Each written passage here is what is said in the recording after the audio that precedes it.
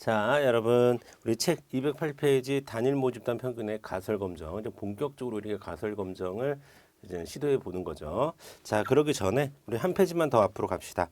한 페이지 앞으로만 더 가면 우리 가설 검증의 진행에서 혹은 해석 시에 알아둬야 될 용어들이 있죠. 그거 지난 시간에도 잠깐 말씀드렸는데 여러분 그거 꼭 다시 한번 보시고 그 정도의 기본 용어는 여러분이 익히고 계셔야 이제 설명이 가능합니다. 그 다음에 207페이지에 있는 그 가설 검증의 기본 요소라고 되어 있는 것들도 있죠. 이런 것들도 이젠 우리가 상식적으로 알고 있어야 됩니다.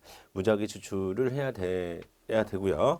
표본을 추출할 때는 그다음 통계적인 독립성이 확보돼야 된다는 것, 그다음에 정규 분포를 그려야 된다는 것, 정규성을 가져야 된다. 그다음에 두 집단을 비교할 때는 분산이 같아야지 비교할 때 의미가 있다. 그걸 우리가 등분산성이라고 말씀을 드리죠.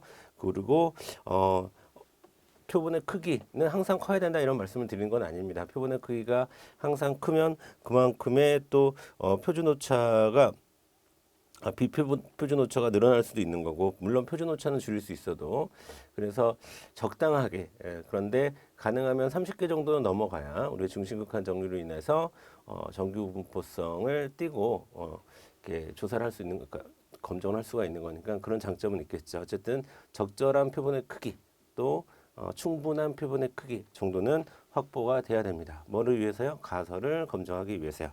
됐죠? 이제 한번 해볼게요. 자, 첫 번째로 단일 모집단 평균의 가설 검증 보도록 하겠습니다. 자, 단일 모집단 이제 하나의 모집단이에요. 하나의 모집단의 평균이 얼마일 거야라고 가설을 설정해 놓고 그 가설이 맞는지 안 맞는지를 이제 얘기해 보겠다라는 겁니다. 그렇죠? 근데 여기서는 경우의 수가 두 가지 경우로 나뉘어집니다. 우리가 모분산을 알고 있었을 때 그 단일 그 평균을 알아내는 것은 그렇게 어렵지 않은 과정인데 대부분 우리가 모분산을 사전에 알기란 쉽지가 않아요. 그렇죠? 사전에 알기란 쉽지가 않아서 모분산을 아는 경우 알고 있는 경우와 모분산을 모르는 경우로 나눠야 됩니다. 그리고 좀 이따가도 보시겠지만 모분산을 모르고 있었을 때는 표본의 수가 아까 말씀드린 대로 충분한가 또 그렇지 못한가 요거에 따라서도 우리가 사용하는 방식이 검정의 방식이 달라집니다. 그래서 먼저 모분산을 아는 경우부터 한번 보도록 할게요. 모분산을 아는 경우. 자, 첫 번째 줄부터 한번 읽어보도록 하겠습니다. 자, 단일 모집단의 모평균에 대한 가설 검정을 할 때에도 신뢰 구간을 추정할 때와 같이 모분산을 알고 접근하는 경우는 굉장히 드물다. 하지만 이런 방식을 우리가 하는 이유는 학습에 도움이 되기 때문이고 먼저 모분산을 알고 있다는 가정하에 한번 시작을 해보자 라고 되어 있습니다. 자, 그래서 가장 먼저 해야 될 것은 이제 가설 검정에서 우리가 또 가장 먼저 해야 될 것은 순서입니다. 순서. 그렇죠? 제일 먼저 가설을 수립하고. 자, 지난 시간에 했던 건데 제일 먼저 가설을 수립하고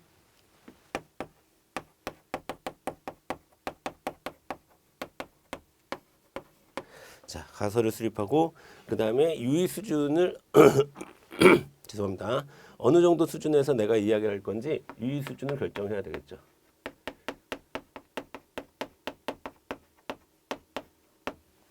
자, 유의 수준을 결정할 것이고 자, 그 다음에 기각력을 설정해 줘야 됩니다. 기각력.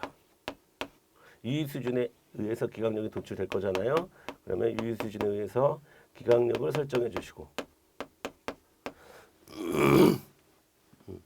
자, 여러분 기각력을 설정한다라는 말을 한 세 가지 정도 다르게 표현할 수도 있습니다. 자, 말 그대로 기각력을 유의 수준에 따라서 기각할 영역을 설정해 준다 이렇게 얘기할 수도 있는 거고 기각력을 설정해 줬다는 얘기는 또 채택력이 만들어졌다는 얘기기도 하고요.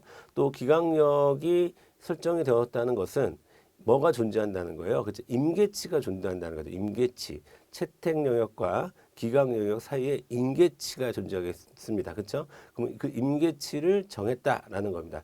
그 임계치를 뭘로 정하느냐? 유의 수준에 따라서 정해요. 자, 그럼 또 하나가 있어요. 기각력을 설정했다는 것은 내가 단축으로만 검정할 건지 양측으로 검정할 건지를 정했다라는 겁니다. 아시겠죠? 단측 검정과 양측 검정의 기본 설명을 지난 시간에 드렸어요. 네, 그것을 결정하는 단계가 바로 기각력을 설정하는 단계다. 자, 그다음에 검정 통계량이 도출돼야 되겠죠. 검정 통계량. 자, 검정을 위해서 사용할 통계량을 이제 뽑아주는 겁니다. 통계량. 자, 검정 통계량을 계산해 주고요. 검정 통계량을 계산해 주고,